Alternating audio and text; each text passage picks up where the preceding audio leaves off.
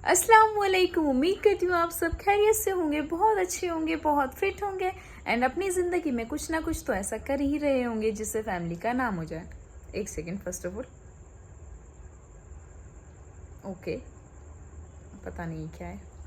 Okay, तो कैसे हो आप सब? उम्मीद करती हूँ बहुत अच्छे होंगे, बहुत फिट होंगे एंड कुछ ना कुछ तो कर ही रहे होंगे। आखिरकार family is the most important thing. मुझे ये जब समझ आया ना, देन मैं अपनी अम्मी अब्बू के लिए इतना कुछ करने लग गई और तब उनको भी लगने लग गया कि नाउ मतलब समझ रही है, नाउ अपनी ज़िंदगी में कुछ तो उसने देखा तभी। एंड उसके बाद मैंने इस्लाम बहुत अच्छे से फॉलो किया। मुझे मतलब हम मुस्लिम तो हैं लेकिन हम इस्लाम में मतलब एकदम अच्छे तरीके से डीप नहीं हो पाते। तो पहली बात तो ये कि आपको चूज़ बाई चांस तो नहीं, आपको चूज़ किया है अल्लाह ने, मुस्लिम बनाया, कुछ सोच के ही बनाया होगा। मुझे बड़ा वो होता है कि हम ऐसे घराने से हैं जहाँ पे 5 वक्त मतलब जो ऐसा घराना है जहाँ पे 5 वक्त नमाज होती है, 5 वक्त अल्लाह को याद किया जाता है और छोटी बड़ी चीज़ों पे अल्लाह के नाम लिए जाते हैं एंड यकीन बरकरार, हमारा यकीन अल्लाह के साथ बहुत मजबूत है। ये मुझे बड़ी खुशी देता है। तो हम मुस्लिम हैं तो प्राउड तो होना चाहिए नहीं। वैसे रमज़ान आ रहा है, रमज़ान आ रहा है, उससे पहले ऐसी बहुत सी चीज़ें हैं जो हमें मतलब छोड़ देनी चाहिए। फिर ऐसा नहीं है कि रमज़ान ख़त्म तो वो चीज़ें वापस स्टार्ट कर देनी चाहिए। आई एम जस्ट सेइंग कि रमज़ान आता है आपको बताने के लिए ये नेमतें हैं एंड आपको बताने के लिए कि अल्लाह है एंड आपको बताने के लिए कि ये रमज़ान ही सिर्फ नहीं है, रमज़ान सुधरने का महीना है। रमज़ान क्या है? सुधरने का महीना। हम तो बड़े ही नापाक हैं, हम बड़े ही मतलब गुनहगार हैं। ये सच है कि हम कुछ चीज़ें फॉलो नहीं करते हैं। अजान हुई, हम तो फ़ोन लेके बैठे हैं। अजान हो रही होती है, हम तो टीवी लेके बैठे होते हैं। अजान हो रही होती है, हम बाइक चला रहे होते हैं, हम इधर उधर उधर किधर ना किधर मूवी थिएटर में होते हैं। आई एम जस्ट सेइंग कि रमज़ान इसलिए आया है कि आपको सुधारने, जब सुबह की अजान होती है रमज़ान में तो हम कैसे सुनते हैं अजान? हम सहरी करके तुरंत बाद हम नमाज़ पढ़ने मतलब बॉयज़ मस्जिद में जाते हैं। नमाज वो वक्त कितना अच्छा लगता है। ऐसे ही हम रोज़ उठें तो कितना अच्छा लगेगा, नहीं?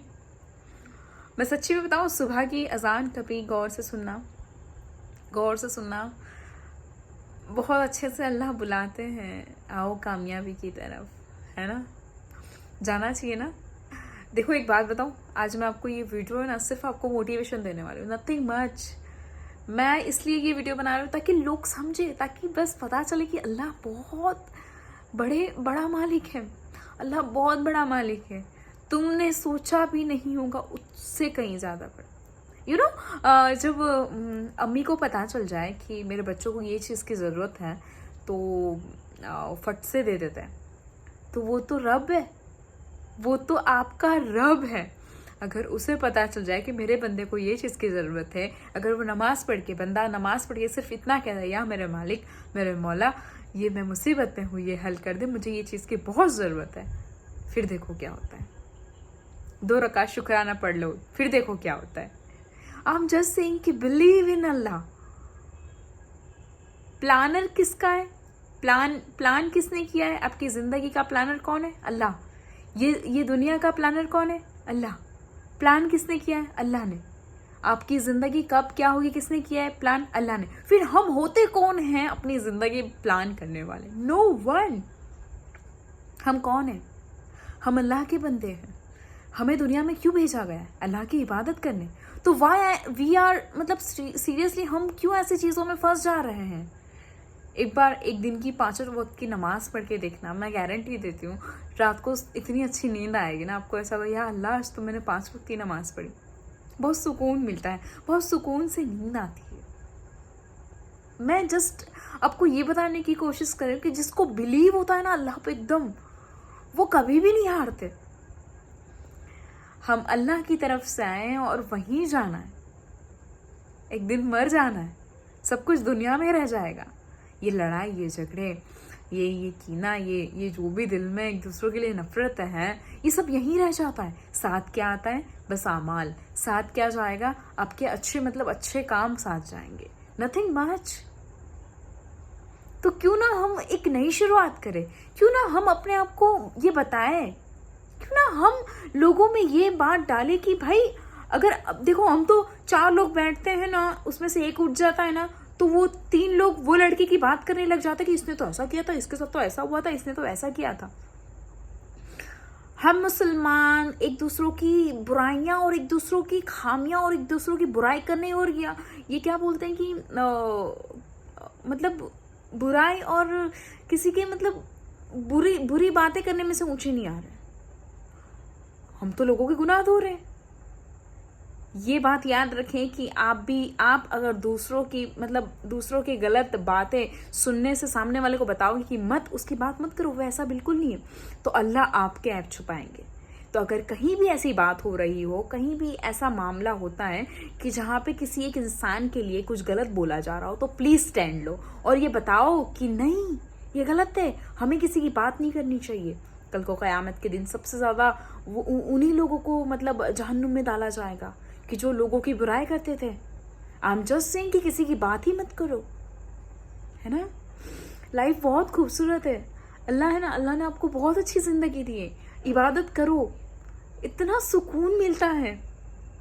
कुल्लु नफ्सिन ज़ाइक़तुल मौत, एक दिन सबको मौत का मजा चखना है ना। जब हम कल मर जाए तो अल्लाह के सामने इतने नरम दिल से सजदा करें, कितना कितना अच्छा लगेगा।